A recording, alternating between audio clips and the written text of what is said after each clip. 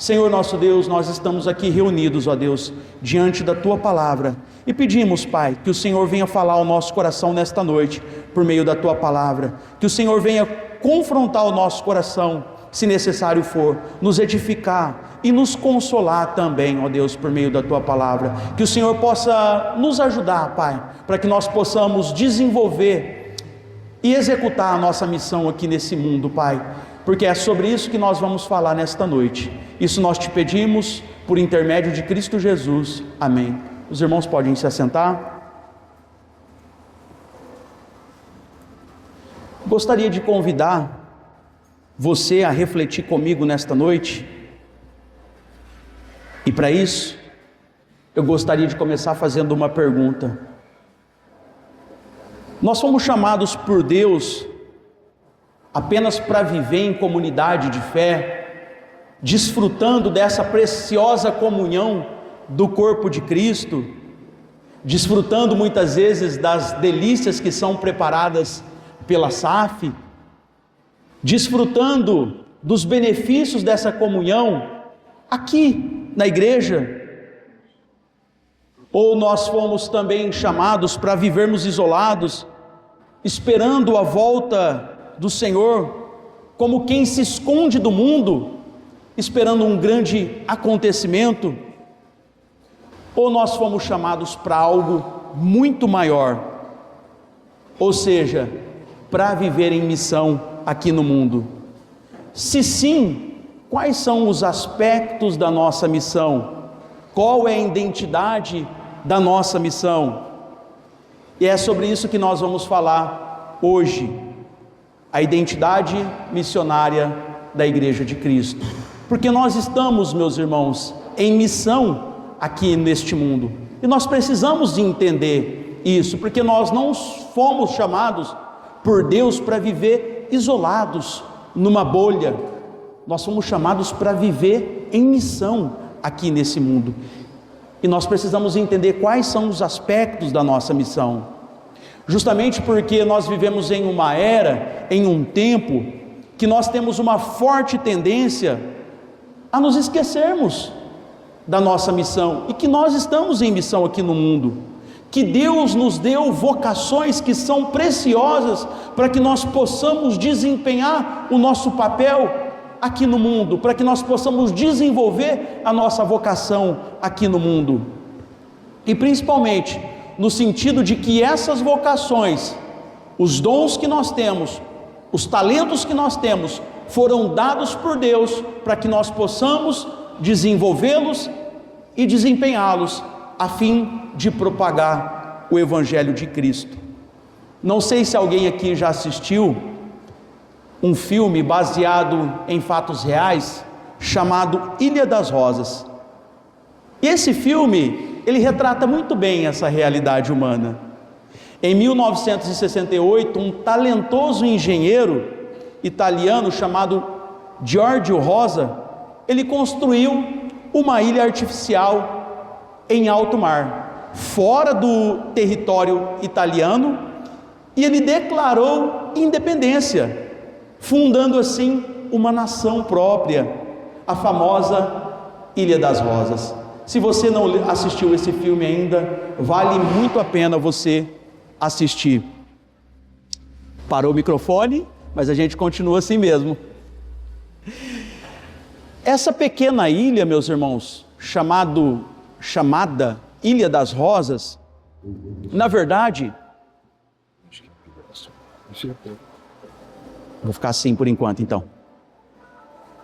Essa pequena ilha, meus irmãos, na verdade, era uma plataforma de concreto que ele mesmo projetou, que tinha restaurante, bar, bandeira própria e até mesmo selo postal. O objetivo inicial de Giorgio Rosa e as pessoas que o acompanhavam era fugir do controle das autoridades, viver sem interferência externa de um governo, de um país, criando assim um reino particular em alto mar, onde ele e os seus amigos poderiam viver do seu jeito, afastado dos outros, isolados do mundo. Mas o que parecia liberdade, meus irmãos, virou um grande problema. O governo italiano considerou aquilo, a construção de George Rosa, uma grande ameaça. E em pouco tempo, aquela ilha foi invadida e destruída com explosivos. E o sonho de George Rosa, de viver isolado, de ter a sua nação independente, foi por água abaixo. Essa história, ela é curiosa e ao mesmo tempo também ela confronta o nosso coração, porque aqui nós temos diante de nós um homem que abre mão da sua vocação de engenheiro promissor para viver isolado do mundo, viver isolado das pessoas. Mas ela também é um retrato do coração humano. Nós também queremos construir as nossas próprias ilhas, zonas de conforto, exclusividade e grupos fechados. E consequentemente, nós esquecemos da nossa missão e de que nós estamos em missão nesse mundo. E infelizmente, meus irmãos, até mesmo dentro da igreja, nós construímos essas ilhas, esses ambientes fechados, isolados, muitas vezes de um grupo específico de pessoas, ou muitas vezes também individual, onde eu me isolo das outras pessoas, eu me isolo da igreja, eu me isolo dos meus irmãos na fé, como se a nossa missão fosse ficarmos isolados, escondidos, até Jesus voltar. Parece até mesmo brincadeira, mas isso muitas vezes acontece no nosso dia a dia, na realidade da igreja. Mas aqui nesta carta do apóstolo Pedro, especificamente no versículo 9, ele nos lembra que nós somos chamados para algo muito maior. Nós temos uma importância diante de Deus, mas ele também nos dá uma missão diante desta importância. Ele diz que nós somos geração eleita, sacerdócio real, nação santa, povo de propriedade exclusiva de Deus, a fim de proclamardes as virtudes daquele que vos chamou das trevas para a sua maravilhosa luz. Olha só, meus irmãos, nós somos chamados para proclamar o Evangelho. Não fomos chamados, meus irmãos, para isolamento, nós fomos chamados para uma missão. Nós fomos feitos filhos de Deus, povo de Deus, para o mundo, para proclamar, para anunciar. Nós não somos, meus irmãos, uma ilha, nós somos embaixadores do reino no meio do mar da humanidade caída, e nós temos a missão de anunciar a essa humanidade caída que Jesus Cristo é o Senhor.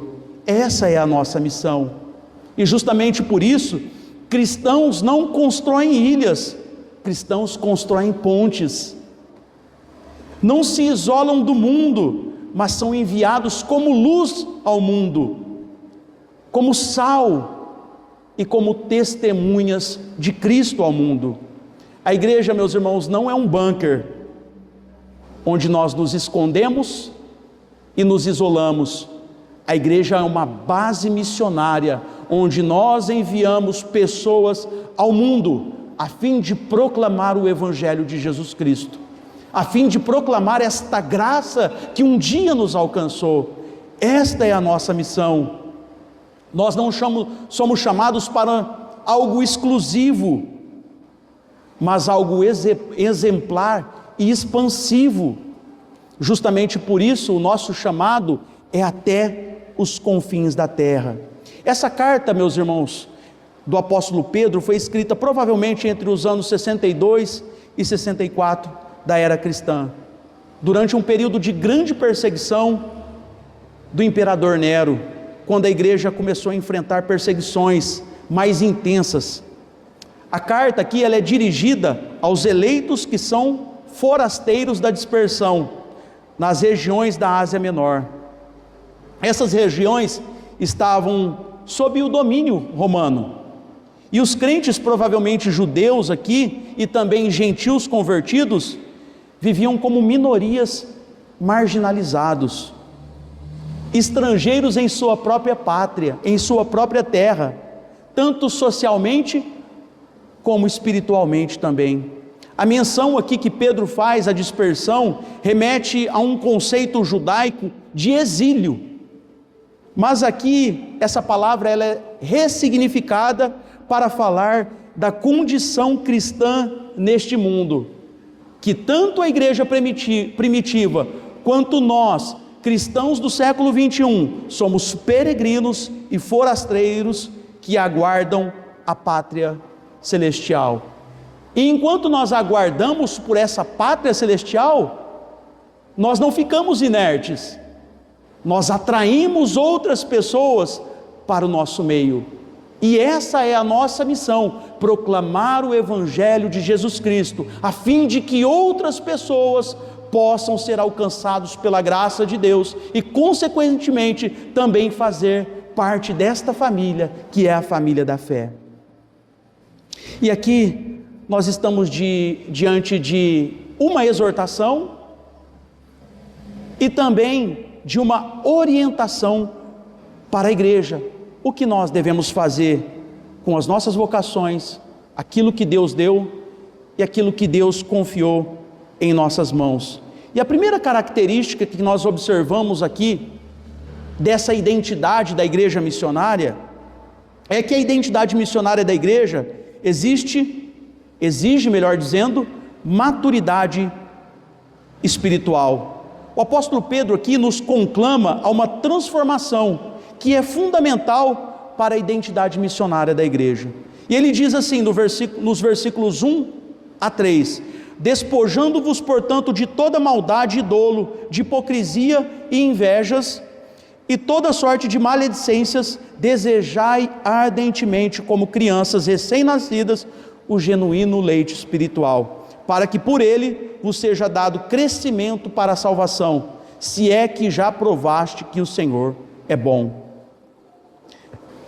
E aí surge uma grande pergunta para nós: de que maneira nós podemos alcançar o mundo com o Evangelho, mas se mal nós conseguimos permanecer unidos entre nós e firmes dentro da própria igreja, se nós não entendemos ainda este aspecto da nossa missão, que nós precisamos ter maturidade espiritual, e para que nós possamos proclamar o Evangelho ao mundo, às outras pessoas, nós precisamos entender isso. Uma igreja que é uma igreja missionária, ela tem maturidade espiritual. E nós estamos, meus irmãos, a gente estava até comentando sobre isso hoje, né, Neide?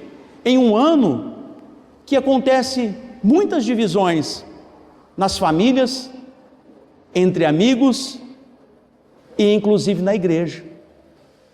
É um ano de eleição, e nós não podemos deixar que isso, meus irmãos, atrapalhe a nossa identidade missionária, porque muitas vezes quando a igreja ela deve se unir, ela acaba se dividindo, porque ela não entendeu ainda a sua vocação no mundo, que é algo muito maior do que aspectos da nossa sociedade, seja políticos, seja religiosos. Nós somos chamados para uma missão. E Pedro aqui, ele começa justamente por isso, pela transformação interior. Antes de ser uma força missionária no mundo, a igreja precisa cultivar a santidade entre si. Nós precisamos ter maturidade espiritual. Os pecados relacionados que ele lista aqui a essa realidade: maldade, dolo, hipocrisias, invejas e maledicências, são, sabe como? Como vestes contaminadas que precisam ser descartadas. Não sei se você já teve a experiência de cair em um lamaçal. Qual é a sensação? Qual que é a coisa que você mais deseja naquele momento? Que você tem as suas vestes todas sujas de lama. Não é se livrar dessas vestes enlamaçadas? E é justamente isso que nós precisamos fazer. A transformação interior, meus irmãos, é primordial para que nós possamos resgatar a nossa identidade missionária. E aí, ele usa aqui uma palavra, despojando-vos, que o verbo apotemenoi, no grego, no original, comunica um ato aqui que é voluntário, decisivo e consciente de remover as vestes sujas que destroem a comunhão da igreja e impedem o crescimento espiritual. Despojar-se é se livrar dessas vestes sujas, contaminadas, mas aqui não são vestes exteriores. Aqui é uma linguagem figurada para algo muito mais profundo, que está na raiz do nosso ser. E aí ele vai listar isso, que é a maldade, o dolo, as hipocrisias, as invejas, as maledicências. Nós precisamos, meus irmãos, nos livrar dessas coisas, para que nós possamos ser uma igreja forte, uma igreja missionária, uma igreja que entendeu a sua vocação no mundo, e para que as outras pessoas possam olhar para nós e dizer: de fato, ali existem seguidores de Cristo, pessoas que dão e têm um bom testemunho. Depois do chamado a esse despojamento, Pedro aqui apresenta um anseio que é um anseio positivo: desejai ardentemente, como crianças recém-nascidas, o genuíno leite espiritual. Geralmente nós não gostamos de ser comparados às crianças, mas aqui existe um aspecto positivo nessa comparação do apóstolo Pedro, porque aqui, meus irmãos, recém-nascidos não significa necessariamente que os leitores eram novos na fé. Pedro aqui ele usa essa comparação para mostrar o desejo intenso que o crente deve ter pela palavra de Deus, como um bebê que deseja o leite materno. É justamente isso. Nós somos como crianças recém-nascidas que precisam constantemente serem alimentadas. E qual que é o nosso alimento? Qual é o alimento do crente? É a palavra de Deus. E a gente precisa refletir sobre isso. Uma criança, ela não fica sem o alimento, sem o leite materno. E um cristão, meus irmãos, ele não sobrevive sem este alimento. E eu não estou falando aqui apenas do alimento no domingo, quando nós ouvimos a pregação, a aula na escola dominical, que é muito importante, mas o alimento do dia a dia. Assim como eu me alimento na minha casa, sentado à mesa com a minha família, comendo aquela boa macarronada ou aquela lasanha, eu também não posso passar um instante, um dia da minha vida, sem sentar à mesa com a minha família e me alimentar deste alimento tão precioso que é a palavra de Deus. A imagem aqui que o apóstolo Pedro evoca é de vulnerabilidade, dependência e necessidade de nutrição. Assim como um bebê, nós somos vulneráveis espiritualmente, nós somos dependentes e nós temos necessidade de nutrição. E aqui o objeto desse desejo é o genuíno leite espiritual, que é o alimento que nós tanto ansiamos, que nós tanto desejamos, que é a palavra de Deus. E para se referir a isso, ele usa um termo aqui, puro, que transmite a ideia de algo sem dolo, sem fraude, sem adulteração. E é assim que os crentes devem desejar a palavra de Deus, em sua pureza, sem adulterações humanas, sem invenções humanas, porque é muito fácil, meus irmãos, pegar esse alimento que é puro por si próprio e transformar em algo totalmente distorcido, como nós temos visto no nosso tempo, distorcido por invenções humanas, por filosofias humanas. A palavra de Deus é o alimento puro que nós precisamos para alimentar em nossa alma. E a cultura, em contraste a isso, nos oferece tantos alimentos adulterados, tantos alimentos fraudulentos, e nós precisamos estar atentos a isso e recorrer ao alimento puro que é a palavra de Deus e que promove crescimento não apenas no sentido físico, mas principalmente no sentido espiritual.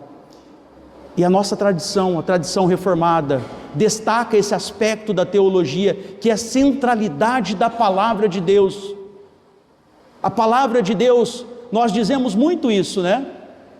É o nosso manual, é o nosso guia de fé, não é verdade? Mas quantas vezes, meus irmãos, nós recorremos a outros meios que não a palavra de Deus para buscar respostas ou soluções para os nossos problemas? Ao invés disso, nós devemos recorrer à palavra de Deus, porque a palavra de Deus não tem resposta apenas para os nossos problemas do cotidiano, mas a resposta central que nós buscamos para o nosso ser, para a nossa alma. A motivação para esse despojamento do mal e esse desejo pela palavra está aqui no versículo 3. E ele diz assim: se é que já provaste que o Senhor é bom. E aqui existe um se, mas esse se não expressa aqui uma dúvida, mas uma condição assumida, algo concreto. E aqui nós podemos entender esse se que o apóstolo Pedro usa como visto que, ou uma vez que. E Pedro faz uma alusão direta aqui ao Salmo 34, lá no versículo 8: ó, provai e vede que o Senhor é bom. Aqueles que provaram, meus irmãos, a bondade do Senhor, a graça e a misericórdia do Senhor, que experimentaram a doçura da comunhão com Cristo, são impelidos agora a abandonar as práticas pecaminosas, a se despojar dessas vestes sujas pelo pecado e buscar com avidez o alimento espiritual. É exatamente isso que o apóstolo Pedro está nos mostrando aqui, que ele está apontando aqui. A experiência da bondade do Senhor que ele nos aponta aqui é o motor da santificação e do crescimento espiritual. Nós recorremos ao Senhor porque o Senhor é bom, e nós também sabemos que nós precisamos nos despir dessas vestes sujas pelo pecado, justamente por causa da bondade, e não apenas da bondade, mas da santidade do Senhor. E Pedro chama a palavra de Deus aqui deste leite puro, esse alimento puro espiritualmente. E ele não sugere aqui, meus irmãos, que com o tempo os leitores deixarão de precisar e de se alimentar desse alimento puro. Não, pelo contrário. Ele enfatiza aqui que essa alimentação, essa nutrição, ela é essencial e também constante na vida do crente. Nós precisamos em todo o tempo se alimentar dessa palavra, desse alimento puro. Mas aqui, meus irmãos, também nós nos deparamos com uma realidade que nós não podemos ignorar. Mesmo depois de 2 milênios que esse texto foi escrito, nós ainda lutamos com a mesma imaturidade que a igreja primitiva lutava também, com esses mesmos sentimentos que a igreja primitiva precisava lidar. A imaturidade. E o que nós percebemos no nosso tempo é que a tecnologia avançou, os templos se multiplicaram, em todo bairro a gente vê uma igreja, os púlpitos se modernizaram, mas o coração da igreja, do povo de Deus, ainda continua infantil, imaturo. E fazendo uma conjectura aqui, se Pedro fosse pastor em uma igreja hoje, talvez ele dissesse para nós: vocês têm Wi-Fi, mas vocês não têm conexão com Deus. Vocês postam versículos no Instagram, mas vocês não vivem o Evangelho de fato. Está na hora de sair do leite espiritual e parar muitas vezes de ser crente Nutella, como muitas vezes nós somos, e ficar apontando o dedo para o outro, como se a causa dos nossos problemas fosse o nosso irmão, fosse os irmãos da igreja. E nós precisamos olhar para o nosso próprio coração e sondar o nosso coração e ver se nós não temos sido tomados por esses sentimentos, por essas realidades espirituais, a quais o apóstolo Paulo nos exorta aqui. E se crescemos, meus irmãos, muitas vezes, pela palavra, sobre qual fundamento espiritual esta maturidade e a própria igreja estão sendo edificadas. E aí a gente vê uma segunda característica da igreja, que é uma igreja missionária. A identidade missionária da igreja é construída sobre Cristo como pedra viva. Como pedra viva. Aqui, Cristo é apresentado como fundamento, como essa pedra. Interessante que quando, na escolha de um novo Papa na Igreja Católica, a frase que é citada quando esse Papa é escolhido é Habemus Papam. Essas duas palavras de origem latina significam temos um Papa, ou seja, nós temos um Pai, nós temos agora um fundamento. Essa frase reflete a antiga convicção da Igreja Católica de que Pedro é o fundamento da igreja e, por consequência, os seus sucessores detêm a autoridade suprema sobre o povo de Deus, ou seja, a sucessão papal. Ali está a autoridade da igreja. E essa doutrina está ancorada lá em Mateus 16, 18, onde Jesus diz: tu és Pedro, e sobre esta pedra edificarei a minha igreja. Daí deriva a supremacia papal. A partir dali, Pedro se torna o fundamento principal da igreja, e todos os papas depois dele, consequentemente, são esse fundamento da igreja. No entanto, meus irmãos, se a gente fizer uma leitura cuidadosa da Bíblia, em todo o seu contexto, nós vamos perceber que a própria confissão do apóstolo Pedro não deixa lugar para isso. Ele mesmo declara que Cristo é a pedra viva, eleita e preciosa, ou seja, o próprio Cristo é o fundamento principal ao qual a igreja é edificada, e não o Papa, e nenhum dos papas, e sobre o qual também a igreja está alicerçada, e consequentemente, nós como crentes, nós como cristãos, estamos alicerçadas. Pedro não se apresenta como pedra fundamental aqui nesse texto, mas como uma pedra viva, entre outras, que estão unidas a Cristo, que é o fundamento dos apóstolos. Ou seja, Cristo é a pedra fundamental. E uma outra característica da igreja, da identidade desta igreja missionária, é que ela está construída sobre Cristo como pedra viva, como pedra fundamental. Além disso, se a gente também perceber, o Novo Testamento mostra que Pedro, por mais que ele seja um apóstolo que caminhou com Cristo, seja muito importante, fundamental nos primeiros séculos ali da igreja, ele não era o líder supremo da igreja primitiva.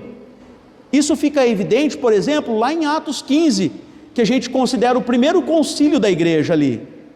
E parece, meus irmãos, que quem preside aquele concílio é Tiago, e não Pedro. Ou seja, quem desempenha um papel ali fundamental é Tiago, e não Pedro. O próprio apóstolo Paulo, lá em Gálatas, na sua carta, em Gálatas, no capítulo 2, ele diz que resistiu Pedro face a face, porque Pedro se tornou repreensível. Ou seja, aqui eu não estou desacreditando o ministério apostólico de Pedro. Pelo contrário, mas eu estou dizendo aqui que Pedro não é o fundamento da igreja, como propõe a Igreja Católica, mas sim Cristo. E nós, meus irmãos, para que nós possamos ser uma igreja relevante, uma igreja missionária, nós precisamos estar bem fundamentados naquele que é a base fundamental da igreja, que é Cristo. Por isso, para nós cristãos reformados, a frase habemus papam não tem mais sentido, porque há mais de 500 anos, melhor dizendo, desde que lá na abadia de Wittenberg, Lutero declarou diante da tradução papal, solos Christus, ou seja, é somente Cristo, meus irmãos. E a nossa identidade missionária, a identidade missionária da igreja precisa estar firmada em Cristo como fundamento único para a sua missão. A maturidade espiritual alimentada pela palavra de Deus conduz os crentes, meus irmãos, a essa união que é vital para a identidade missionária da igreja, que é essa união com Cristo, o fundamento sobre qual a igreja é edificada. Justamente por isso que o apóstolo Pedro vai dizer: chegando-vos para ele, a pedra que vive, rejeitada sim pelos homens, mas para com Deus eleita e preciosa. E aqui ele usa uma expressão muito interessante, que é a pedra que vive. Parece até um paradoxo, né? Pois pedra normalmente não tem vida. Na escritura, porém, o termo pedra muitas vezes tem sentido figurativo para algo firme, algo sólido, algo que é fundamental.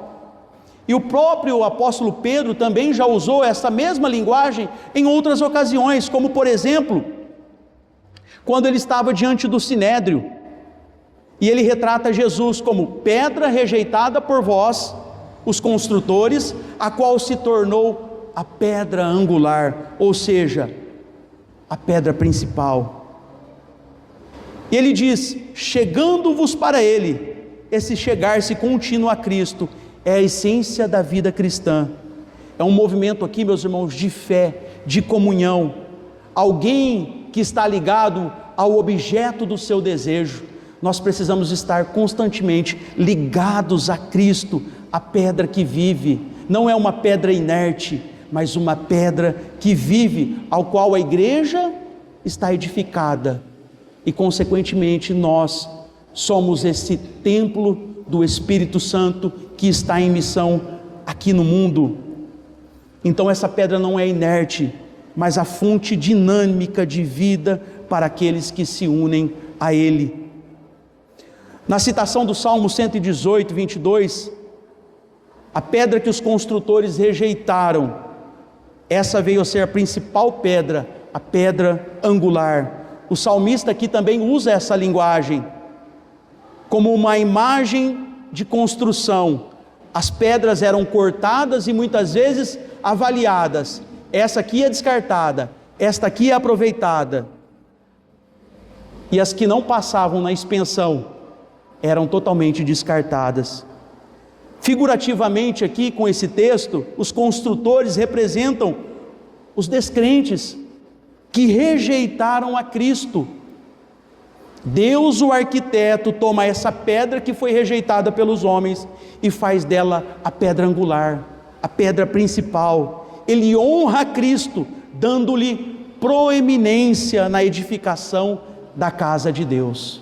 A pedra que foi rejeitada pelos homens é agora a pedra fundamental, o fundamento ao qual a igreja é edificada. O que o mundo despreza, meus irmãos, Deus exalta e estabelece como fundamento da igreja. Cristo é o firme fundamento para aquele que crê. Mas também, aqui é um alerta: Cristo é a pedra que esmaga aqueles que o rejeitam, que rejeitam a mensagem do Evangelho. E isso deve trazer conforto ao nosso coração. Porque nós pregamos, nós anunciamos o Evangelho, mas quem faz a obra de convencer é o Espírito Santo de Deus. E aqueles que rejeitarem essa pedra preciosa vão ter que se deparar com essa triste realidade: a pedra que esmaga aqueles que o rejeitam. E como consequência dessa união que nós temos com Cristo, o fundamento da igreja, a pedra viva, os crentes também se tornam pedras vivas que edificam a igreja de Cristo. Nós somos edificados juntamente com Cristo e nós se tornamos casa espiritual, abrigo para todos os povos, tribos, línguas e nações, onde as pessoas encontram refúgio, onde as pessoas encontram a mensagem de paz. Os tradutores aqui geralmente concordam que o verbo está na voz passiva, de modo que Deus aqui é o agente que edifica a casa espiritual. Deus é o edificador da igreja. Deus é quem edifica essa casa espiritual. E dentro dessa casa espiritual, meus irmãos, nós temos aqui uma função sacerdotal. Nós somos aqui descritos como sacerdócio santo, a fim de oferecerem sacrifícios espirituais, agradáveis a Deus, por intermédio de Jesus Cristo. Agora nós desempenhamos um papel de sacerdotes, mas diferente do sacerdócio levítico. Nós oferecemos agora sacrifícios espirituais a Deus, que são agradáveis a Deus nessa casa espiritual que é a igreja.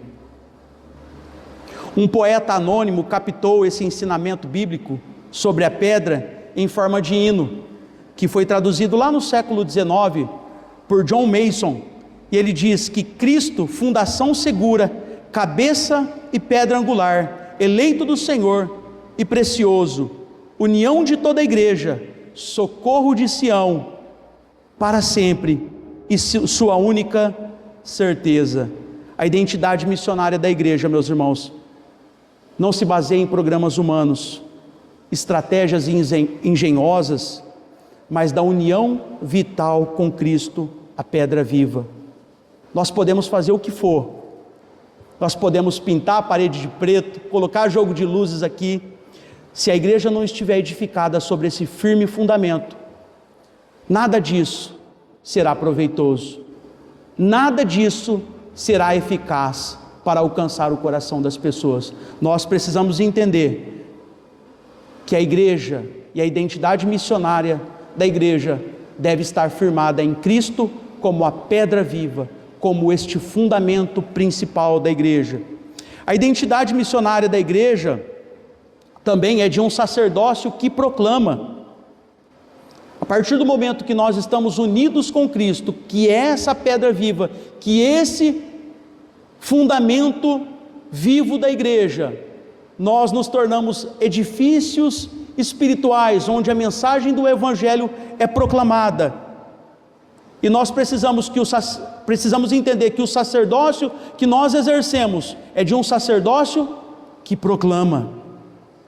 Por isso que o apóstolo Pedro, ele diz aqui: vós, porém, sois raça eleita, sacerdócio real, nação santa, povo de propriedade exclusiva de Deus, a fim de proclamardes as virtudes daquele que vos chamou das trevas para a sua maravilhosa luz.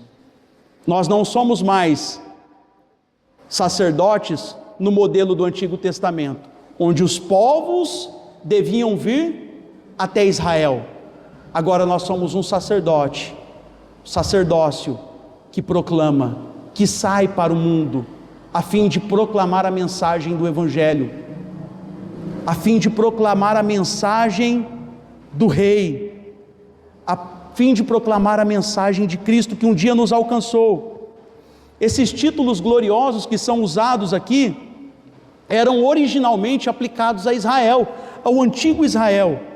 Agora são atribuídos por Pedro à igreja de Cristo, composta tanto por judeus quanto gentios. Isso mostra a continuidade da aliança de Deus com o seu povo e a continuidade também da missão do povo de Deus de proclamar a Cristo. Nós somos raça eleita, escolhidos soberanamente por Deus em Cristo antes da fundação do mundo, um povo que pertence a Ele de maneira especial, não para viver estagnados em uma inércia, mas agora para sair para o mundo, a fim de proclamar a mensagem do Evangelho. Esse é o nosso papel. Esse sacerdócio, meus irmãos, é universal, ele não pertence mais a uma pessoa específica, nos moldes do Antigo Testamento, onde havia apenas um sacerdote que representava todo o povo. Não, esse sacerdócio agora é universal, todos nós somos sacerdotes diante de Deus, a fim de proclamar esse Evangelho, a fim de proclamar a salvação, e a fim também de oferecer esses sacrifícios espirituais a Deus, a nossa própria vida como sacrifício a Deus. Nós somos uma nação santa, que sai ao mundo proclamando que nós temos um rei, e que o nosso rei vive. Diferente da Ilha das Rosas, como eu comecei falando, um povo separado por Deus e para Deus, chamado a refletir o caráter de Deus no mundo. Nós somos um povo de propriedade exclusiva de Deus, adquirido por alto preço. O preço foi o sangue do próprio Filho de Deus, que foi entregue à morte, ao sofrimento. E agora nós temos a missão de anunciar que Jesus Cristo se entregou, que Jesus Cristo entregou a sua própria vida à morte, ao sofrimento. A nossa proclamação, meus irmãos, não se limita a palavras, mas se manifesta em uma vida transformada, que exibe as excelências de Deus, o caráter de Deus ao mundo, um Deus que é santo, um Deus que separa um povo para si no mundo. E Pedro conclui essa sessão aqui no versículo 10, enfatizando a magnitude da graça transformadora de Deus. E aqui ele faz uma alusão ao profeta Oséias: vós que antes não erais povo, mas agora sois povo de Deus, que não tinhais alcançado misericórdia, mas agora alcançaste misericórdia. E aí o desafio é o quê? Nós vamos guardar essa mensagem para nós que fomos alcançados por essa maravilhosa graça, ou nós vamos anunciar ao mundo essa graça maravilhosa? E justamente por isso ele nos convoca, para que nós proclamemos essa mensagem a todo mundo. E por fim, meus irmãos, a identidade missionária da igreja, ela é pactual, de continuidade e também de expansão. A identidade missionária da igreja como povo eleito e sacerdócio real, ela não surge no vácuo, e ela está profundamente enraizada na história de redenção e no pacto de Deus com a humanidade. Pedro cita abundantemente aqui, nesse trecho que nós lemos, o Antigo Testamento, como Isaías, Salmo 118, justamente para apontar para essa continuidade da aliança de Deus com o seu povo e também da missão de Deus para o seu povo. Para dizer também que agora essa nova comunidade, que é a igreja, não mais o antigo Israel apenas, não é um desvio do plano original de Deus, mas a sua gloriosa consumação e também a sua expansão. Aquilo que era apenas para Israel, agora é expandido para todas as nações da terra. Justamente por isso, o apóstolo Pedro aqui ele cita Oséias para dizer que o povo que não fazia parte desta aliança, agora por intermédio de Cristo, é incluído nesta aliança.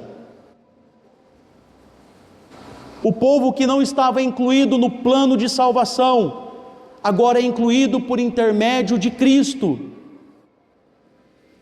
E a gente percebe, meus irmãos, que no Antigo Testamento a missão de Israel, ela era caracterizada como predominantemente centrípeta.